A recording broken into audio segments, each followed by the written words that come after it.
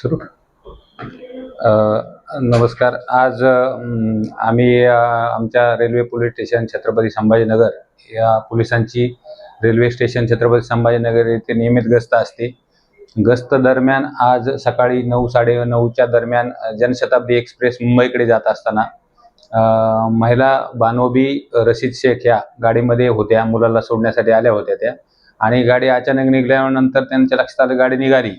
त्या गडबडीत उतरत असताना गाडीतून खाली पडल्या आणि ते गाडीतून खाली पडून गाडी आणि प्लॅटफॉर्मच्या मध्ये जात असताना आमच्या कर्तव्यावर त्यावेळेस असलेले 2 अंमलदार अश्रुबा गेजगे आणि ज्ञानेश्वर क्षीरसागर यांनी प्रसंगावधान दाखवून पटकन त्या महिलेला त्यांनी बाहेर ओढून काढलं. त्यामुळे महिलेचा प्राण वाचला. कदाचित त्यांचे पाय गेले असते किंवा जीवाला सुद्धा त्यांचा धोका होता. जवान अलर्ट असल्यामुळे आमचे लोक त्यांचा जीव वाचलेला आहे. प्रवाशांना आपण काय आवाहन करणार? प्रवाशांना आम्ही हेच आवाहन करतो, वारंवार सूचना देखील देतो की गाडीला आपण वेळेवर यायला पाहिजे, किंवा आपण एखाद्याला सोडायला येत आहात तर प्लॅटफॉर्म तिकीट घेऊन येणं आवश्यक आहे, आणि गाडी सुरू होण्याच्या पहिलं गाडीतून खाली उतरून उभं राहणं आवश्यक आहे. आणि आपल्याला गाडी तर रोजच येत राहणार आहे, परंतु आपला जीव परत येणार नाही. तर मी प्रवाशांना सुरक्षिततेसाठी आपण स्वतःची काळजी घेणं याविषयी आवाहन करतो. नेमकं काय घडलं होतं? सकाळी 9:27ची वेळ होती.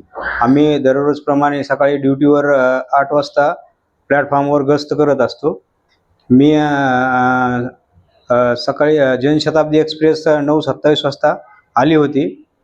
मी व माझा सहकारी क्षीरसागर मेजर तिथं गस्त करत असताना ते गाडी जनशताब्दी आली व लगेच थोड्या वेळा निघाली.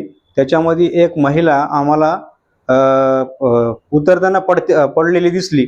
आम्ही लगेच त्या दिशेने धाव घेतली आणि ती महिला प्लॅटफॉर्मच्या एकदम ट्रेनच्या जवळ पडलेली होती, आणि त्यांना खेचून आम्ही बाहेर काढलं व त्यांचा जीव वाचवला. काय नाव?